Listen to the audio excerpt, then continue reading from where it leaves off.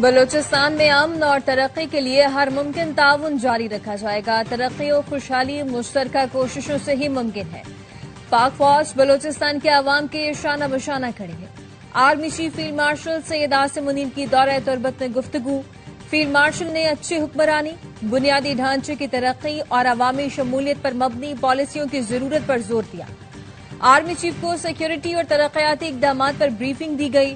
فتنہ ہندوستان کے خلاف آپریشن سے آگاہ کیا گیا۔ فیلڈ مارشل نے جوانوں کے حوصلے اور آپریشنل تیاری کی تعریف کی۔ دفاع وطن کے لیے غیر متزلزل عزم کو سراہا۔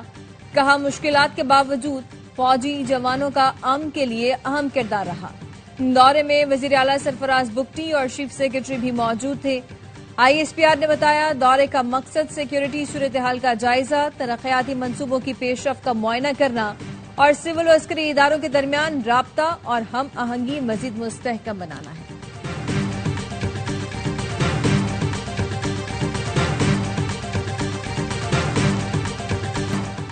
بھارتی خفیہ ایجنسی را کا نیٹ ورک پکڑا گیا۔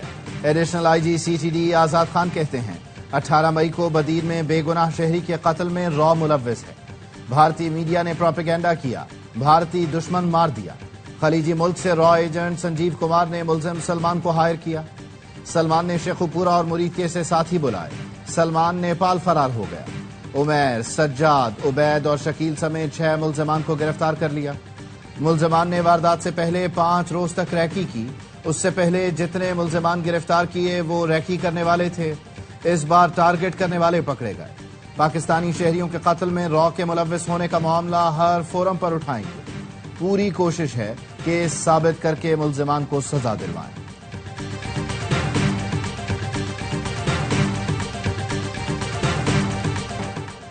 نومائے کیس میں بانی پی ٹی آئی کے بھانجے شیر شاہ کا 5 روزہ جسمانی ریمانڈ منظور۔ انسداد دہشت گردی عدالت نے ملزم کو پولیس کے حوالے کر دیا۔ عدالت میں جناح ہاؤس کی ویڈیو چلائی گئی۔ تفتیشی افسر نے کہا ویڈیو میں ملزم شیر شاہ نظر آ رہا ہے۔ ملزم کا فوٹوگرامیٹک اور پولی گرافک ٹیسٹ کرانا ہے۔ 30 دن کے جسمانی ریمانڈ کی استدعا ہے۔ سلمان اکرم راجہ نے کہا 27 ماہ بعد انہیں یاد آیا یہ سلسلہ جاری رہا تو پورا شہر گرفتار کر لیا جائے گا۔ علیمہ خانم کہتی ہیں دونوں بیٹے پولیس حراست میں ہیں۔ ان کا جرم بانی کی فیملی ہونا ہے۔ بانی کے ساتھ کھڑے ہو کر اپنا حصہ ڈال سکتے ہیں کیونکہ وہ پاکستان کے لیے کھڑے ہیں۔ جناح ہاؤس حملے کا مفرور مرکزی ملزم شیر شاہ خان کئی ماہ تک چھپا رہا اور ریاست کے خلاف ڈیجیٹل مہم چلاتا رہا۔ سیکیورٹی ذرائع کا کہنا ہے 9 مئی کو جناح ہاؤس پر حملے کے وقت ملزم شیر شاہ سزا یافتہ مجرم حسان نیازی کے ساتھ تھا۔ 9 مئی کے بعد ملزم پہلے روپوش ہوا، پھر لندن فرار ہو گیا۔ پولیس نے شیر شاہ کو پاکستان واپسی پر 22 اگست کو گرفتار کیا۔ پی ٹی آئی کو چاہیے تھا 9 مئی پر معذرت کر لیتی، معاملات شاید بہتری کی طرف چلے جاتے۔ وزیر اعظم کے مشیر رانا ثنا کہتے ہیں 9 مئی کو گھر جلائے، ایئر بیس پر حملہ ہوا، شہیدوں کی یادگاروں پر جوتے برسائے، سب لوگوں کی ویڈیوز موجود ہیں۔ جلاؤ گھیراؤ کرنے والے پی ٹی آئی کے کارکن تھے۔ سوال ہوا 27ویں ترمیم اور نئے صوبوں پر حکومت کتنی سنجیدہ ہے؟ رانا ثنا نے کہا اس پر حکومت مکمل غیر سنجیدہ ہے، کوئی خبر نہیں ہوتی تو ایسی خبریں چلائی جاتی ہیں۔ خیبر پختونخوا کے سیلاب متاثرہ اضلاع میں پھر بارش۔ بنیر کے سیلاب متاثرین کی مشکلات میں اضافہ، امدادی سرگرمیوں میں مشکلات۔ شانگلہ میں تیز بارش کے بعد یختنگی میں سیلاب سڑک بہا کر لے گیا۔ سوات میں بھی بارش کے بعد ندی نالوں میں طغیانی آ گئی۔ مانسہرہ کے مختلف علاقوں میں بھی بادل برس پڑے، سڑکیں زیر آب آ گئیں۔ بنوں میں آندھی اور طوفان، شہری خوف کا شکار۔ گلگت بلتستان کے شہر دیامر کے مختلف علاقوں میں آندھی کے ساتھ بارش۔ آندھی طوفان کی وجہ سے بابوسر ٹاپ پر حد نگاہ کم ہو گئی۔ پہاڑی علاقوں اور شاہراہ قراقرم پر لینڈ سلائیڈنگ کا خدشہ۔ بھارت نے دریائے ستلج میں پانی کا ریلا چھوڑ دیا۔ ہیڈ سلیمانکی کے مقام پر پانی کی سطح مزید بلند، کئی علاقے پانی میں گھر گئے۔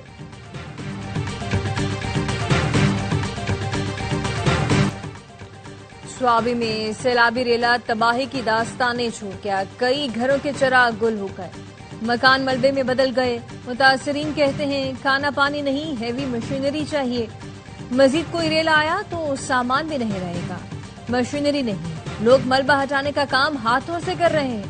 مینگورہ میں جگہ جگہ ملبے کے ڈھیر پڑے ہیں، متاثرین حکومتی مشینری کا انتظار کرتے رہتے ہیں، صبح سے شام ہو جاتی ہے، کوئی مدد کو نہیں آتا۔ پاک فوج بر وقت ریسکیو نہ کرتی تو ہم 6 افراد زندہ نہ بچتے۔ سینکڑوں افراد کی جانیں بچانے والے چرواہے محمد خان کا کہنا ہے، دھماکے کی آواز سن کر جاگا، بچوں کو محفوظ مقام پر منتقل کیا، جان کی پرواہ کیے بغیر لوگوں کو بچانے کی کوشش کی۔ ہماری اطلاع پر سینکڑوں جانیں بچ گئیں، لیکن ہماری جان کو خطرہ تھا۔ ریسکیو کرنے پر پاک فوج کے شکر گزار ہیں۔ ترجمان گلگت بلتستان حکومت فیض اللہ فراق کی غزر میں چرواہوں سے ملاقات، کہا گھنٹوں پیدل سفر کر کے 300 جانیں بچانے والے چرواہوں تک پہنچا، وزیر اعلیٰ کا پیغام ان تک پہنچایا، چرواہوں کو سیکریٹریٹ بلا کر عزت افزائی کی جائے گی۔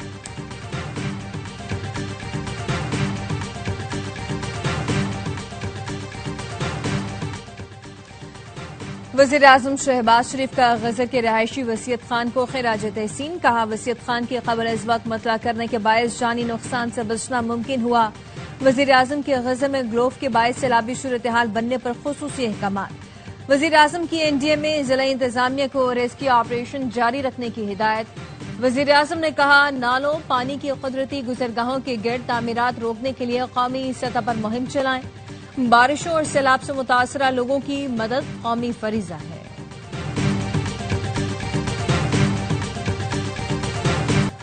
وزیر اعظم کی ہدایت پر این ڈی اے میں سیلاب سے متاثرہ علاقوں میں ریسکیو کے لیے اقدامات کر رہا ہے۔ وفاقی وزیر اطلاعات عطا تارڑ کہتے ہیں سوات 1 ڈویژن میں مکمل بجلی بحال ہو چکی ہے، تمام فیڈرز آن ہیں، قراقرم ہائی وے اور دیگر سڑکیں مکمل طور پر ٹریفک کے لیے کھل گئی ہیں، نیشنل ہائی وے مکمل بحال ہو چکی، رابطہ سڑکوں پر کام جاری ہے۔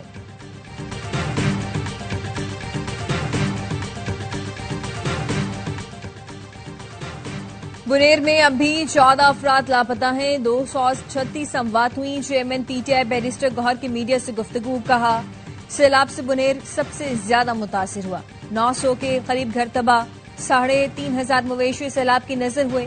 متاثرین کو امداد دے رہے ہیں، کسانوں کو 1 ارب کے بیج اور کھاد دیں گے۔ ضلع میں بجلی کا نظام درہم برہم ہے، وفاق بل قسطوں میں وصول کرے اور سرچارج معاف کرے۔ نائب وزیر اعظم اسحاق ڈار کا دورہ بنگلہ دیش، ڈھاکہ پہنچنے پر شاندار استقبال۔ وزیر خارجہ اسحاق ڈار نے پاکستانی ہائی کمیشن میں بنگلہ دیش کی اہم سیاسی قیادت سے ملاقاتیں کی۔ نیشنل سٹیزن پارٹی کے سیکرٹری اختر حسین اور وفد نے اسحاق ڈار سے ملاقات کی۔ جماعت اسلامی بنگلہ دیش کے رہنماؤں سے دو طرفہ تعلقات کے فروغ، خطے میں حالیہ پیش رفت پر تبادلہ خیال ہوا۔ اسحاق ڈار نے جماعت اسلامی بنگلہ دیش کے رہنماؤں، کارکنوں کی ثابت قدمی کو سراہا۔ بنگلہ دیش نیشنلسٹ پارٹی کے وفد نے بھی نائب وزیر اعظم سے ملاقات کی۔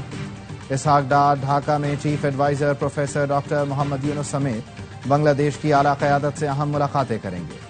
13 سال بعد کسی پاکستانی وزیر خارجہ کا یہ پہلا دورہ بنگلہ دیش ہے۔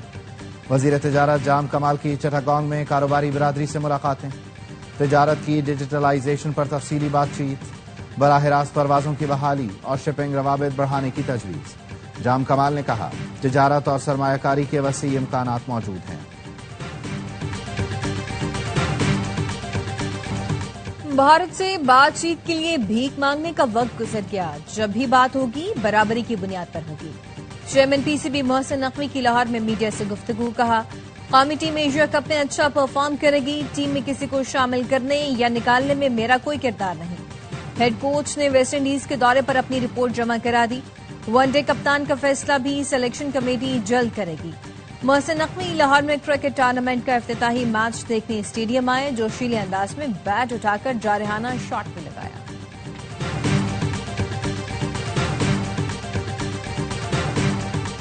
پنجاب میں ضمنی الیکشن، نون لیگ اور پیپلز پارٹی میں سیٹ ایڈجسٹمنٹ۔ وفاقی وزیر حنیف عباسی کی سربراہی میں لیگی وفد کی پی پی رہنماؤں سے ملاقات۔ راجہ پرویز اشرف نے کہا خوش اسلوبی سے معاملات طے پا گئے، دونوں جماعتیں طے شدہ فارمولا کے تحت الیکشن لڑیں گی۔ حنیف عباسی نے بتایا عام انتخابات میں جہاں نون لیگ دوسرے نمبر پر تھی، پی پی امیدوار کھڑا نہیں ہوگا، جہاں پی پی دوسرے نمبر پر رہی وہاں لیگی امیدوار نہیں ہوگا۔ دونوں جماعتیں ایک دوسرے کے امیدوار کو سپورٹ کریں گی۔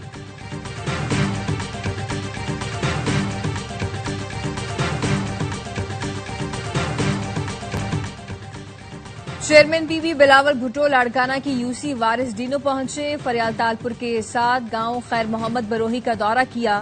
سندھ پیپلز ہاؤسنگ اسکیم کے تحت بننے والے مکانوں کا جائزہ لیا۔ بلاول بھٹو نے سیلاب متاثرین کے گھروں پر سولر سسٹم لگانے کا اعلان کیا۔ کہا متاثرین کے گھروں میں سولر سسٹم کے ساتھ واش روم بھی بنائیں گے۔ باجوڑ میں سیکورٹی فورسز کا آپریشن، فتنہ خوارج کا ایک اور عوام مخالف پروپیگنڈا بے نقاب۔ آپریشن کے خلاف فتنہ خوارج کے خارجی نور ولی کا اعلامیہ منظر عام پر آ گیا۔ ذرائع کے مطابق سیکورٹی فورسز نے 18 اگست کو باجوڑ کے عوام کو ہدایت دی تھی کہ دہشت گردوں کو علاقے میں نہ آنے دیں۔ فتنہ خوارج نے اعلامیے میں باجوڑ آپریشن کو پاک فوج کا ظلم قرار دیا۔ ذرائع کے مطابق سیکورٹی فورسز کے آپریشن کے خلاف فتنہ خوارج کا اعلامیہ حقائق سے یکسر مختلف ہے۔ فتنہ خوارج کی جانب سے جاری بیان دراصل اس کی دوغلی پالیسی کا عکاس ہے۔ سیکورٹی فورسز باجوڑ میں صرف دہشت گردوں کو نشانہ بنا رہی ہیں۔ پاکستان کے ہاتھوں شرمناک شکست کے بعد بھی مودی سرکار کی ڈٹائی برقرار۔ بھارتی وزیر خارجہ کہتے ہیں پاکستان کے ساتھ تعلقات میں کسی تیسرے فریق کی ثالثی قبول نہیں۔ امریکہ سے ٹیرف کی جنگ پر جے شنکر نے صدر ٹرمپ کو تنقید کا نشانہ بنایا۔ کہا صدر ٹرمپ کا طرز حکمرانی اور خارجہ پالیسی ماضی کے صدور سے مختلف ہے۔ وہ سوشل میڈیا پر عالمی رہنماؤں کو مخاطب کرتے ہیں، تجارتی معاہدوں پر کھلے عام تنقید کرتے ہیں، کبھی کبھار سخت بیانات سے عالمی سیاست میں ہلچل پیدا کر دیتے ہیں۔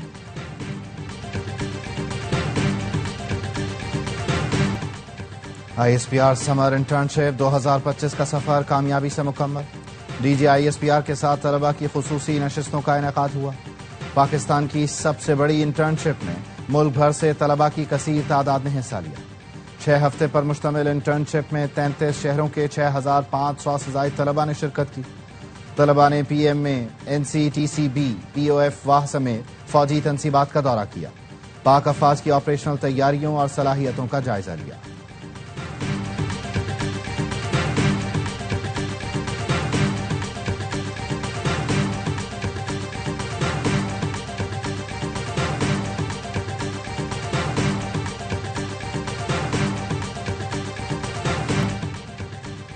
پاک افواج نے اپنا کام کر دکھایا، مارکہ حق میں ملک کو شاندار فتح دلوائی۔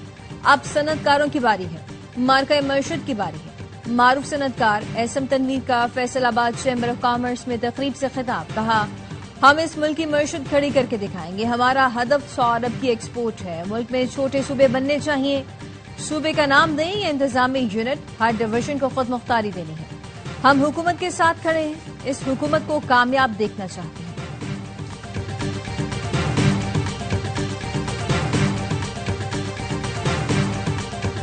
آرمی چیف نے 3 گھنٹے میں بتا دیا کہ ملکی دفاع مضبوط ہاتھوں میں ہے۔ قوم نے ثابت کیا ہم عراق اور لبنان نہیں ہیں۔ گورنر سندھ کامران ٹیسوری کا کانفرنس سے خطاب۔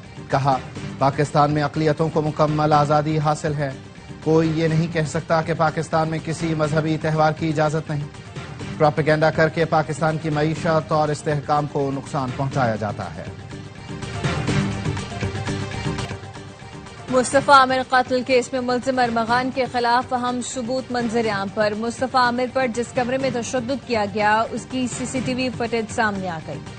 ملزم ارمغان کے ملازم نے کیمیکل سے خون کے نشان مٹائے۔ ذرائع نے بتایا ارمغان نے رات 1:30 بجے کے قریب ملازم سے خون صاف کروایا۔ پولیس کے مطابق خون صاف کرنے کی فوٹیج کو ریکارڈ کا حصہ بنا لیا گیا۔ ملازم زہیب نے مصطفیٰ کا خون صاف کرنے کا اعتراف کر لیا ہے۔ زہیب کو ارمغان کے خلاف گواہ بنایا گیا۔ مایونیز دینے سے انکار کیوں؟ اسپین میں گاہک نے کیفے کو آگ لگا دی۔ ملزم نے 3 بار مایونیز مانگی۔ عملے نے وضاحت کی کہ کیفے میں صرف تیار سینڈوچ ملتے ہیں۔ انکار پر موصوف طیش میں آ گئے، پیٹرول پمپ سے تیل لیا اور کیفے میں چھڑک کر آگ لگا دی۔ ملزم خود بھی جھلس گیا، دیگر گاہک بھی خوفزدہ ہو کر بھاگ گئے۔ پولیس نے 50 سال کے ملزم کو گرفتار کر لیا۔ تباہ حال غزہ میں بھوک کا خوفناک بحران۔ غذائی قلت کے شکار 3 لاکھ بچوں کی زندگی خطرے میں۔ اسرائیلی بندشوں کی وجہ سے اسپتالوں میں دوائیں ناپید، خوراک کی شدید کمی۔ 2 بچوں سمیت 8 افراد بھوک سے دم توڑ گئے۔ فاقد سے شہید افراد کی تعداد 281 ہو گئی، 114 شامل ہیں۔ رفح، خان یونس اور دیر البلح کی خیمہ بستیوں پر اسرائیلی فورسز کی وحشیانہ بمباری۔ 24 گھنٹوں میں 70 فلسطینی شہید ہو گئے۔ کھانے کی تلاش میں نکلے 17 افراد صہیونی گولیوں کا نشانہ بنے، سینکڑوں زخمی ہیں۔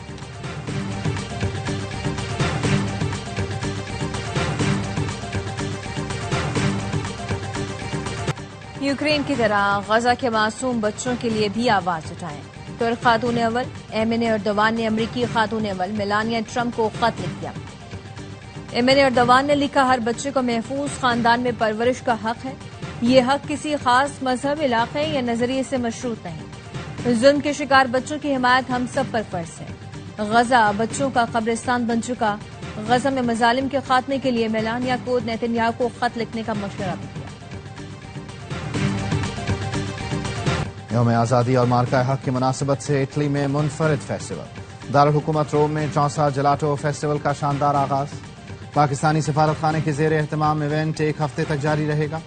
اطالوی عوام کی بڑی تعداد میں شرکت۔ پاکستانی چونسا آم اور اطالوی جلاٹو کے حسین امتزاج کو شرکاء نے بے حد پسند کیا۔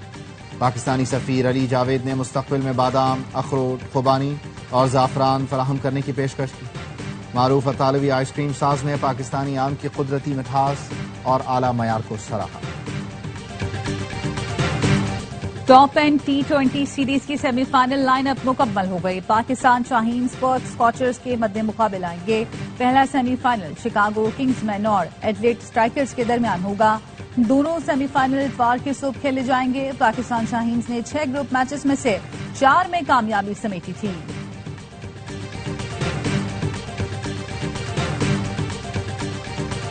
لاہور کینٹ کے گورنمنٹ گرلز ہائی اسکول میں علی ظفر فاؤنڈیشن بلاک بن گیا۔ گلوکار علی ظفر، ان کی والدہ کمل امین اور اسکول پرنسپل نے بلاک کا افتتاح کیا۔ علی ظفر نے اپنی فلاحی تنظیم کے تعاون سے بننے والی لائبریری اور کمپیوٹر لیب کا دورہ کیا۔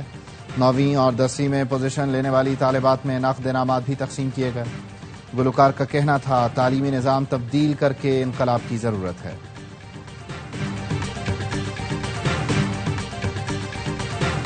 برطانیہ میں ویمنز رگبی ورلڈ کپ کا شاندار آغاز۔ سینٹ میری نے افتتاحی تقریب میں آواز کا جادو جگایا۔ اسٹیڈیم آف لائٹ میں 42,000 سے زائد تماشائی لطف اندوز ہوئے۔